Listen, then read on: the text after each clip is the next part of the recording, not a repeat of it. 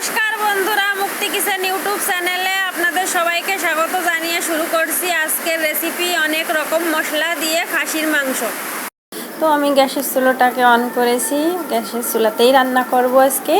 তো এই ফ্রাই প্যানটাকে বসিয়ে দিয়েছি, একটা তারা মশলা, 3টে এলাচ আর দিয়ে দেবো জয়ত্রী ছেড়ে দিয়ে দিয়েছি। এবার একটু নেড়ে ছেড়ে নেব। এই মশলাগুলো একটু জাল বেশি লাগবে তাই আগে দিয়েছি। আরও কিছু মশলা দেবো, দারুচিনি, এবার একটু সাদা গোলমরিচ, কালো গোলমরিচ, একটু নাড়াচাড়া করে নেব। মশলাটা আমি অল্প আঁচেই ভেজে নিচ্ছি। এবার একটু শাহি জিরে দিয়ে দেব আর গ্যাসের চুলাটাকে বন্ধ করে দেব। এবার আমি কড়াইটা বসিয়ে নিয়েছি, মাংসগুলো মাখিয়ে নেব। তো মাংসগুলো নিয়েছি আর একটা গামলা নিয়েছি। মাংসগুলোকে আমি হাত দিয়ে উঠিয়ে নেব, মাংসগুলোকে হাত দিয়ে উঠিয়ে নেব। একবারে ঢেলে দিলে অনেকটা জল তলে আসে, সেগুলো গামলার মধ্যে চলে আসবে। মাংস ঢালা হয়ে গেছে আমার। এবার মশলাগুলো দিয়ে মাখিয়ে নেব। রসুন বাটা, বেটে রাখা জিরে, আদা, গরম মশলা, জয়ফল, জিরে আর গরম মশলা একসাথে বেটে রাখা, 1 চামচ ধনে গুঁড়ো,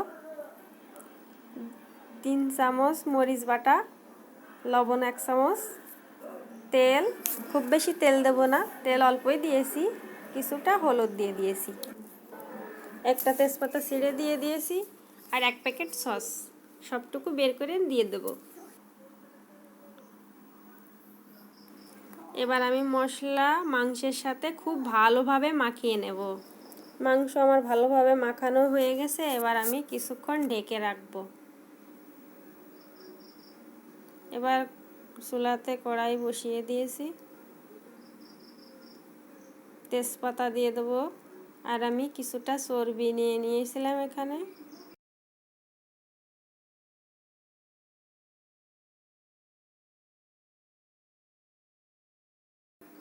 চর্বিটা দিয়ে দেবো। চর্বি দিয়ে একটুক্ষণ নাড়াচাড়া করে নেব। কুচনো পেঁয়াজগুলো দিয়ে দেবো। পেঁয়াজগুলো হালকা করে একটু ভেজে নিয়ে হলুদ গুঁড়ো আর একটু লবণও দিয়েছি আমি। এবার মাংসগুলো দিয়ে দেবো, যা মাংসটা আমি রেস্টে রেখে দিয়েছিলাম। এবার কিছুক্ষণ নেড়ে চেড়ে কষিয়ে নেব।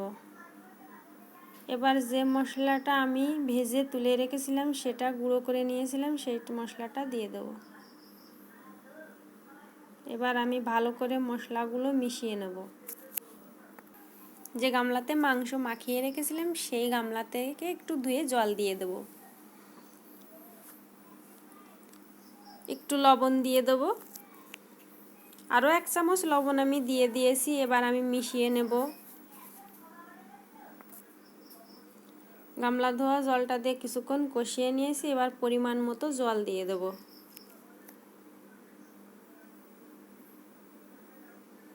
একটু নেড়ে চেড়ে ভালোভাবে মিশিয়ে নিচ্ছি। মশলাটা যে তলে চলে গেছে যেটুকু, সেটুকু ভালোভাবে মিশিয়ে নিলাম।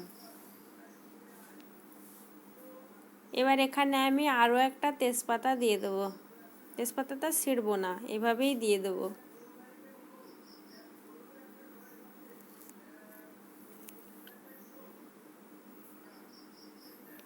এবার আমি মাংস নামিয়ে প্রেসারের মধ্যে সবটুকু মাংস দিয়ে দেবো। প্রেসারটা বসিয়ে দিয়েছি, চুলায় বসিয়ে দিয়েছি। এবার যে বাকি মশলা রেখে দিয়েছিলাম, সেই মশলাটুকু দিয়ে দেব। এবার মশলা ধোয়া জলটুকু দিয়ে দেব। এবার আমি ভালোভাবে এই মশলা ভিতরে এবার আমি ভালোভাবে প্রেসারের মধ্যে মশলা মিশিয়ে দেব। এবার আমার মেশানো হয়ে গেছে, ঢাকনা লাগিয়ে দেব।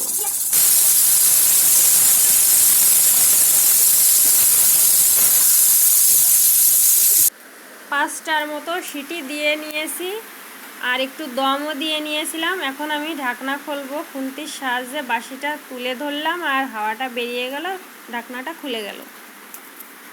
একটু নেড়ে চেড়ে দেখে নেব যে মাংসের ঝোলটা ঠিক আছে কিনা।